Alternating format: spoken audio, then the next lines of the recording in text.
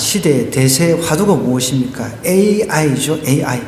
그런데 성경에도 AI가 나와요. 그거 참 신기하잖아요. 여러분, 오늘 한국말로는 아이성인데 이게 영어 성경에는 AI로 나와요. 그 기가 막히죠. 영어 성경을 가지고 계신 분들 한번 찾아보시면 AI입니다. 하나님께서 정확하게 미리 다 이야기를 해주셨어요. AI가 나왔어요. AI. 아이성. 오늘 우리가 읽은 이 성경은 아이성 이제 점령하는 그 이야기인데, 이 아이성 점령하는 이 이야기를 우리가 살펴보기 전에 왜 아이성에서 실패했는지 그 원인을 먼저 파악을 해야 됩니다. 처음에 정복전쟁을 시작을 했을 때 여호수아가 여리고성을 이제 하나님 시킨 대로 이렇게 몇 바퀴 돌아가지고 그냥 돌기만 했습니다. 그냥 그리고 고함식밖에 없습니다. 하나님의 방식은 다 틀립니다. 어떤 때는 하나님께서 이렇게 뭐 돌다가 고함만 질러라 하기도 하고, 하나님은 엄청난 수를 가지고 계시거든요. 그런데 이제 그런 승리에 그 기쁨이 있었단 말이에요. 그런데 이제 다음엔 아이성이었어요. 그러니까 이게 별것 아니네. 그 아이성을 이제 처부수로 이제 갔는데, 아이고 이제 백성들이 이제 그렇게 이야기를 합니다. 여호수아한테. 아이고 지금 뭐 여리고 성에 비하면 아무것도 아니니까 군사가 별로 뭐 많이 안 보내도 됩니다. 그렇게 해서 2,000~3,000명만 붙여달라고 이야기를 해요. 그래서 이제 3,000명을 보냈습니다.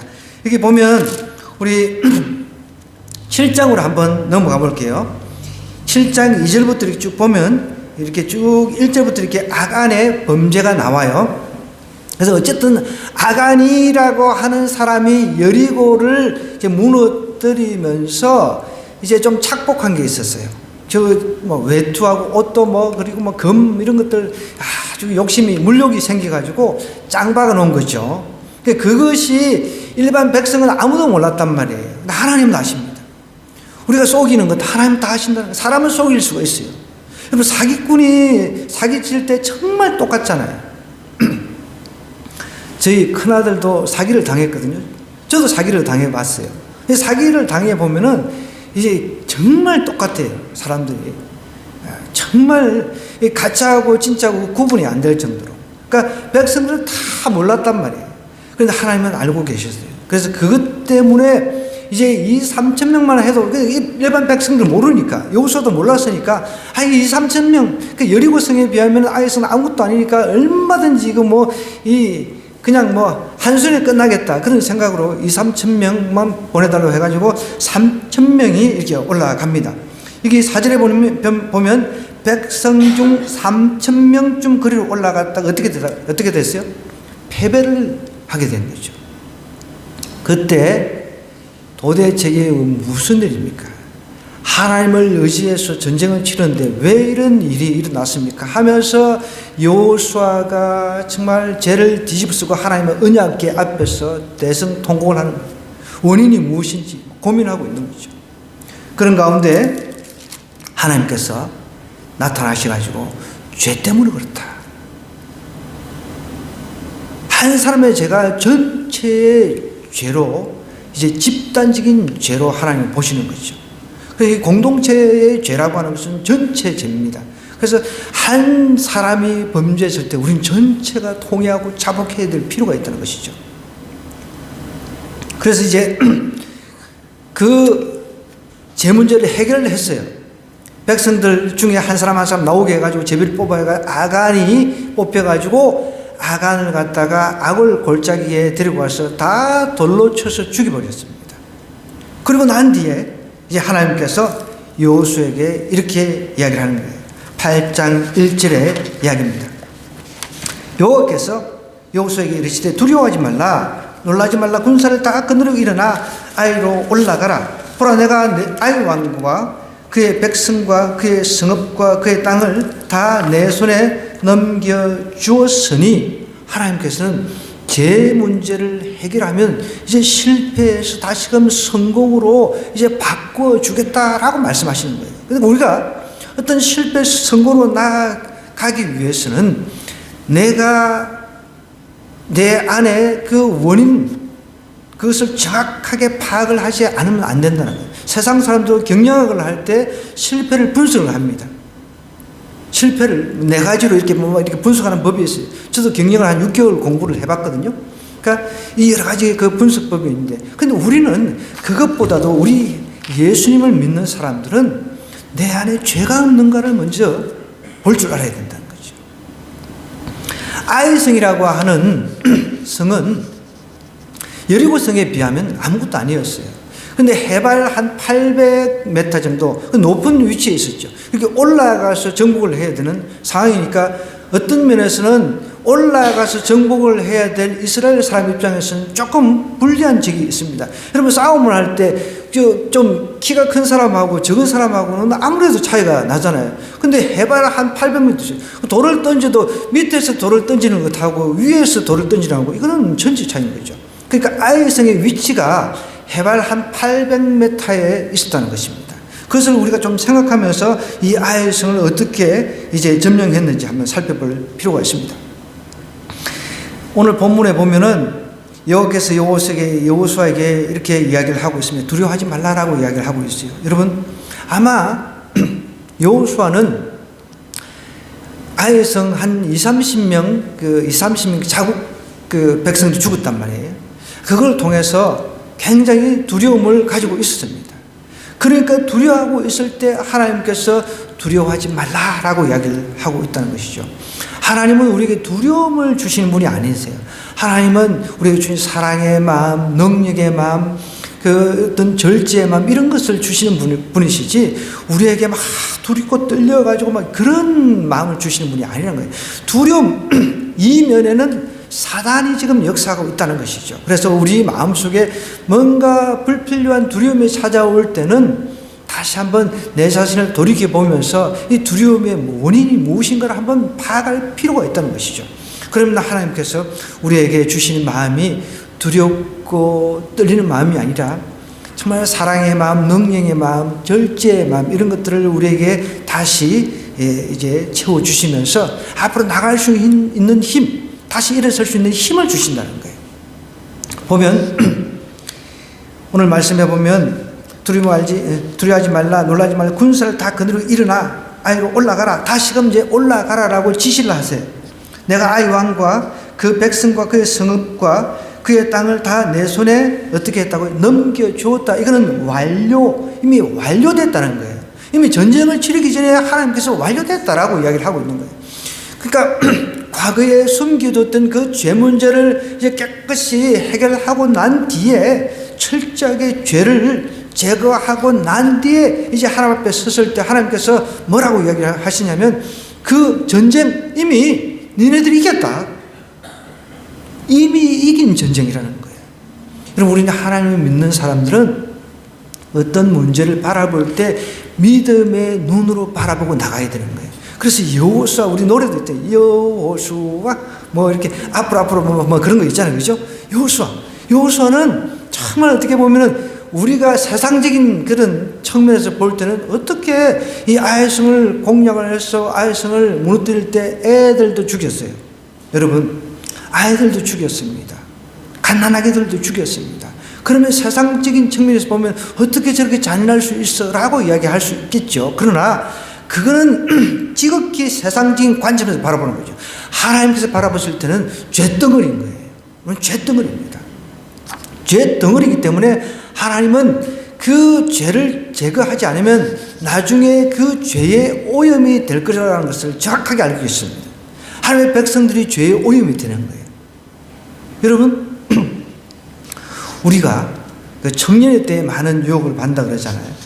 청년의 때에 어떤 사람은 나는 죄에 빠지지 않겠습니다 해서 하나님을 붙잡겠습니다 그렇게 하는 사람이 있는가 하면 쉽게 그냥 그 유혹에 빠져가지고 죄에 그냥 구렁텅이에 빠져가지고 하나님 떠나는 경우도 참 많이 있거든요.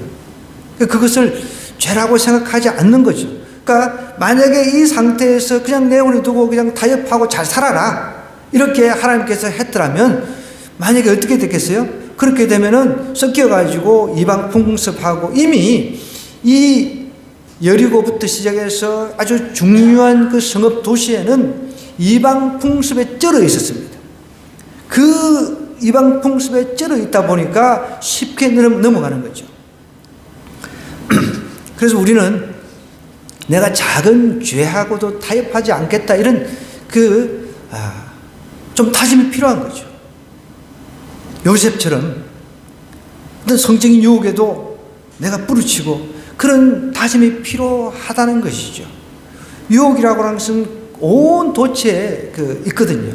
만약에 그 죄를 제거하지 않고 그들 풍습과 이제 섞여서 살다 보면 어느 순간에 이방 풍습을 쫓고 이제 그 풍습에서 섬기던 신들을 갖다가 그래 네가 섬기는 신 나도 한번 믿어볼게 이러면서 타협하면서 넘어가는 거죠. 솔로몬의 예를 통해서 우리가 분명히 알 수가 있습니다.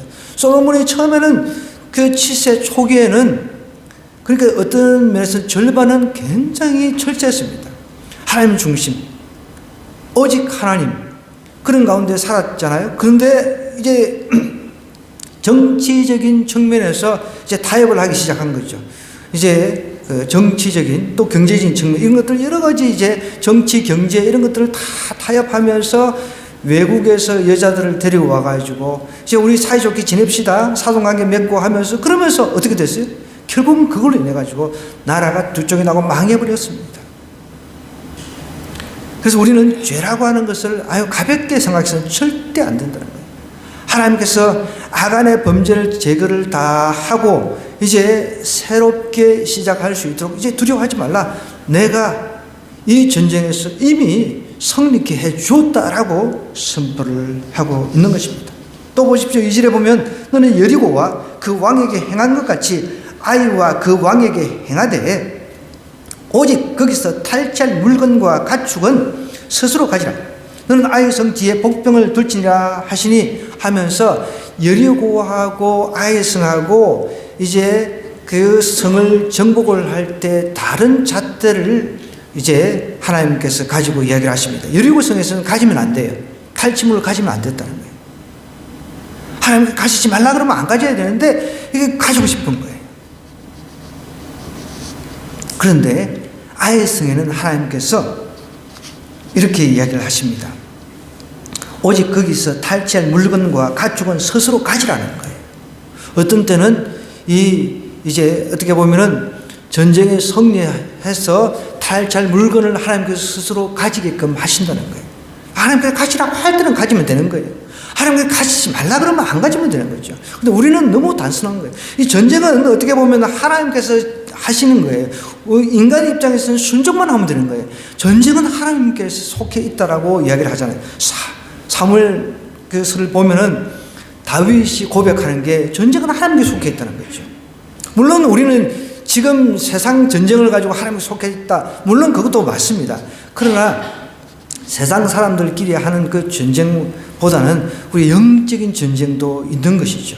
우리 삶 속에서 영적인 전쟁이 있으니까 이 전쟁에서 내가 반드시 승리하겠다. 하나님께서 승리할 수 있도록 이미 우리에게 분명히 약속을 하시고 승리의 어떤 그 완료형으로 이렇게 이야기를 하시는 거예요. 다 내 손에 넘겨주었다. 그러니까 이제 취하면 된다. 가서 취하기만 하면 된다라고 이야기를 하는 것이죠. 그러면서 아이 성하고 이제 여리고하고 틀리게 이야기를 하죠. 아이 성에서는 복병을 두라는 거예요. 복병. 복병은 매복을 하는 겁니다. 엎드려서 기다리는 거예요. 숨어서 기다리게 하는 거죠. 여리고 성에서는 어떻게 했어요? 그냥 돌다가 고함을 질러라. 백성끼리 이제 백성들 모아서 와 하니까 무너져 버렸는데 아니 그 아이 성에서도 그렇게 하시면 그냥 편하잖아요. 그냥 뭐 손들일 필요 없이 고함 한번 지르고 그냥 뺑뺑이 돌. 하나님이 그렇게 하시지 아니하시고 이제 아이 성에는 아이 성 뒤쪽으로 돌아가가지고 복병을 두라고 하나님께서 아주 구체적으로 계획을 갖다가 이야기를 하십니다. 이에 여호수아가 일어나서 군사와 함께 아이로 올라가려 하여 용사 3만 명을 뽑아 밤에 보냈습니다. 용사라고 하는 것은 아주 강한 사람들이죠. 용맹한 사람들이죠. 두려워하지 않는 그런 사람들. 그냥 오합지졸의 사람들, 이런 사람들을 뽑아서 전쟁에 나설 수 없잖아요. 이제 아이성 처음에 1차 그 실패 때는 아마 한 2,3,000명 한번 가고 싶은 사람 뽑아서 가라 이렇게 했을 거예요. 그런데 아이성에서는 아닙니다. 아이성에는 여러분, 용사만 뽑아서 갔다는 거예요. 여러분, 군대에도 가면은 훈련 그 강도가 틀려요. 해병대가 훈련 받는 게 틀리고, 특수 부대원들이 훈련 받는 게 틀리죠. 저는 특수부대 KGB 출신이거든요. 코리안 제너럴 방위 출신이라 지금 사라졌죠. 근데 저는 3주 훈련을 받았는데, 우리 노집사님, 우리 진우 형제도 현역 갔다 왔죠? 6주인가? 6주죠? 배나 이렇게 길어요. 그래서 저도 이제 잘 몰랐는데, 우리 그 방위를 받을 때 사람들이 자꾸만 똥방이 그러더라고. 그럼 왜 똥방이를 부를까? 그래서 이제 가만히 보니까 이제 그 똥방이의 그 유래가 어떻게 되냐면,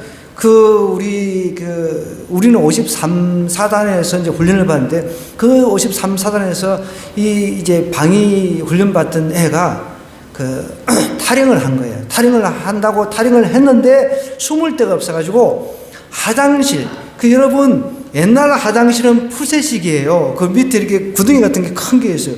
거기에 이제 숨어 있었던 거죠. 그래가지고 잡아냈는데, 그다음부터 똥방이가 된 거예요. 3주 받는 사람하고 3주도 못 견뎌가지고 탈영하려고. 근데 실질적으로 저희가 3주 훈련을 받고 나가는데 6주 훈련 받는 현역병들이 우리를 보고 우는 거예요. 참. 여기서는 용감한 용사 3만 명. 앞에는 어떻게 했어요? 한 3천 명 올려보냈는데 3만 명을 갖다가 투입을 시킨 겁니다. 그들에게 명령하여 이르되 너희는 성읍 뒤로 가서 성읍을 향하여 매복을 하라고 하나님께서 가르쳐 주셨어요. 그러니까 하나님께서 시키는 대로. 그러니까 전쟁은 하나님께서 지금 치른다는 말이 맞는 거죠. 그러니까 여호수아하고 이스라엘 사람들은 그냥 순종하는 거죠. 하나님이 전쟁을 치르시고 우리는 그냥 순종하는 거죠. 그러면서 이렇게 이야기를 해요. 그 성읍에서 너무 멀리 하지 말고 다 스스로 준비를 해라 라고 이야기를 하고 있습니다. 이제 하나님의 지혜를 의지하라는 것입니다. 우리가 이 여호수아의 그 아이성 실패를 통해서 어떻게 이제 성으로 나아갔는지 여기서 우리가 배울 교훈은, 첫 번째는 철저하게 죄를 제거를 해야 한다라고 한다면, 두 번째는 하나님의 지혜를 의지를 하라는 것이죠. 하나님께서 이렇게 복병 매복을 시키라고 했는데 하나님 뜻대로 우리 참모들을 모아놓고 이런 방법이 더 좋겠다라고 생각해가지고 인간의 어떤 지혜를 가지고 하면은 백전백패라는 것이죠. 그냥 시키는 대로 매복시키라고 하니까 이제 군사를 어느 정도 매복시키고 하나님께서 다 가르쳐줄 때 보세요. 여기 5절에도 보면 나와 나를 따르는 모든 백성 다 성읍으로 가까이 가리니 그들이 처음과 같이 우리에게로 쳐 올라올 것이라. 그리 할 때 우리가 그들 앞에서 이제 매복 전술에다가 유인 전술, 그 다음에 복병 전술, 다양하게 지금 섞여져 있어요. 그런데 우리는 이렇게 또 질문할 수 있을 거예요. 우리가 하나님의 군대인데 어떻게 나올 썩입니까? 여러분, 우리 그렇게 또 질문을 하시면 안 돼요. 왜냐하면 지금 우리가 전쟁을 치는데 약속을 하는 게 아니잖아요. 내가 이렇게 한 대 때릴 테니까 너는 이렇게 피해라. 약속대로는 하는 게 아니잖아요. 그렇잖아요. 전쟁은 내가 다른 사람을 죽여야 내가 사는 거예요. 어떻게 보면. 그러니까 하나님께서 이렇게 시킨 거란 말이에요. 근데 약속하고 틀리다. 우리가 누군가와 약속을 해서는 반드시 지켜야 됩니다. 근데 이건 전쟁은 약속이 아니란 말이에요. 우리가 축구 경기라든지 하는 것 보면 트릭을 쓰잖아요. 막 쏘기잖아요. 수비수를 쏘겨야 골을 넣을 수 있는데 내가 이렇게 살 테니 너 이쪽에 막아. 그러면 그거 어떻게 해요? 골을 넣을 수가 없죠. 전쟁은 그런 차원에서 하는 게 아니라는 것이죠. 어떻게 해든지 여러 가지 작전이라든지 매복 전술, 복병, 수모가 있고 그 다음에 이제 내가 막 공격하는 것 같이 유인하는 거죠. 일부가 막 공격하는 것 같으면 저놈들 말이 까불고 있네. 그러니까 이제 우리가 그 아이성 입장에서는, 아이성 군대 입장에서는 저놈들 별거 아니네. 한번 1차 패배했으니까 똑같이 또 도망간다 하니까 우르르 따라 나오니까 그때 매복해 있던 군대가 일어나가지고 이제 그 성을 점령을 해가지고 불을 이제 막 지피니까 여기 이제 우리가 점령했다 하니까 이제 뒤돌아보니까 아이성 군대 사람들 입장에서 보니까 이거 또 하나 던지가 됐다. 큰일 났다. 해가지고 결국은 이제 하나님께서 이제 계획하시고 하나님께서 시행하신 이 전쟁에 순종만 했더니 승리를 했다라는 것입니다. 하나님은 여리고성과 아이성의 전투 방식을 다르게 하셨다는 거예요. 여러분, 우리도 마찬가지입니다. 생활 속에 사업을 합니다. 그러면 사업을 하는데 이 방법 계속 이 방법 가지고 이렇게 하는데도 실패를 해요. 그러면 다른 방법을 써봐야 돼요. 기도하면서 계속 나는 이 방법이 옳다라고 생각해가지고 무식하게 그냥 10년 죽을 때까지 한눈물로 파라고 했으니까 나는 죽을 때까지 파야지. 그래서 쫄딱 망하는 경우가 있습니다. 한 번 해가 안 되면은 하나님 앞에 물어보고, 하나님 이게 아닌 것 같습니다. 하나님 다른 그 방법을 주세요. 그러면 새로운 방법을 받아가지고 새롭게 해봐야 된다는 것이죠. 그걸 오늘 우리에게 너무나 잘 이야기해주고 있습니다. 보십시오. 6절에 보니까 이제 그들이 나와서 우리를 추격하며 이르기를, 그들이 처음같이 우리 앞에서 도망한다 하고 우리의 유인을 받아 그 성읍에서 멀리 떠날 것이다. 우리가 그들 앞에서 도망하거든 도망하는 척 하잖아요. 그죠? 너희는 매복한 곳에 일어나 그 성읍을 점령하라. 너희 하나님 여호와께서 그 성읍을 너희 손에 주시리라. 하나님께서 이미 주었다는 것이죠. 그러니까 하나님께서 시키시는 대로 하면 하나도 아군 편에서는 손실이 없다는 것입니다. 저도 최근에 미국이 베네수엘라를 갖다가 이제 어떻게 보면 친국이죠.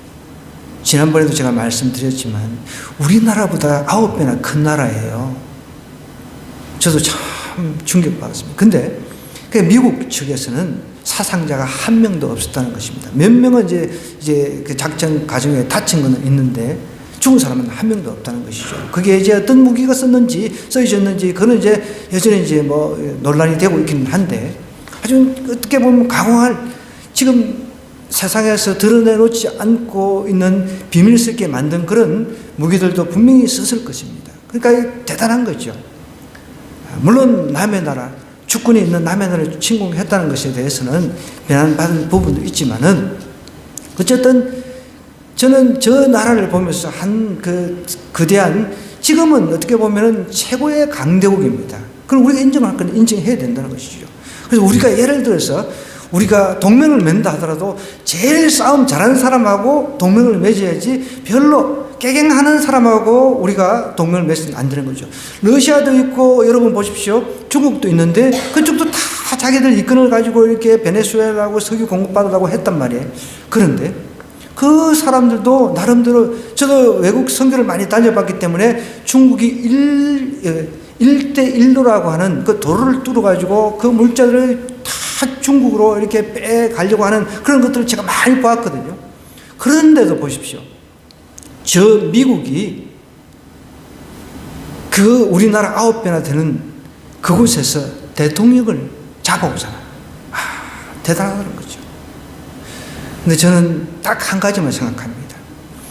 저 미국이라고 하는 그 나라 강요들은요, 성경 공부를 합니다.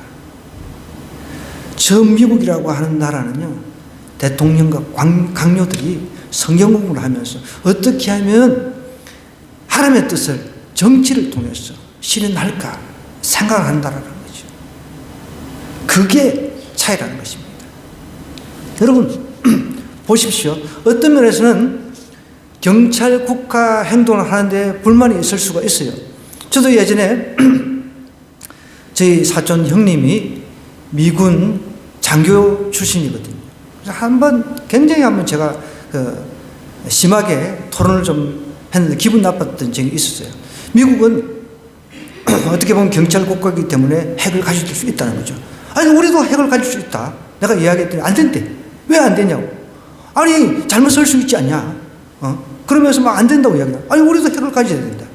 라고 막 내가 막 덤볐더니 안 된다고 이야기를 하는 거예요. 자기는 미군이니까. 아니, 말도 안 되는 거죠, 그게. 아니, 미국은 핵 가질 수 있고 우리는 가지면 안 되고, 그런 논리가 어디 있습니까? 하여간 어쨌든 이게 그 논리가, 미국은 그런 논리를 가지고 있는 거죠. 다른 나라는 핵 가지고 있으면 안 돼. 우리는 경찰이니까 경찰은 그 핵을 갖다가 좋게 사용하고, 니네들은 좀 경찰 수준이 아니니까 핵을 남용할 수 있으니까 안 돼. 이런 논리라는 거죠.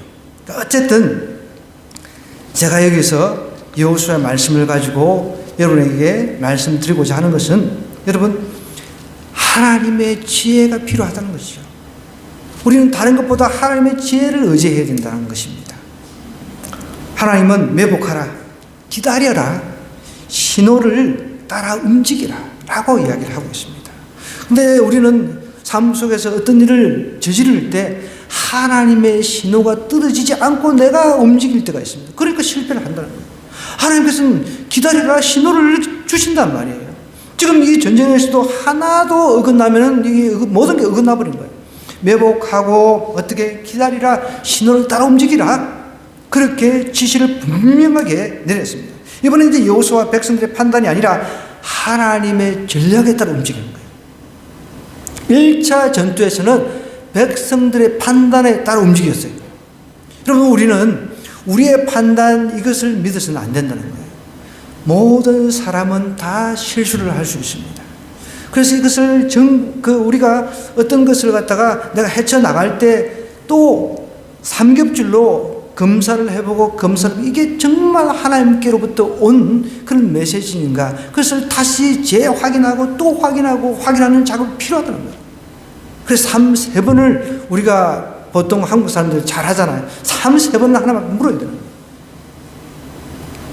이것이 내가 내 마음 속에서 내 욕심에서 일어난 계획인지 아니면 정말 하나님께서 하라고 하신 계획인지 확신이 들었을 때 그때 시작을 하는 거죠.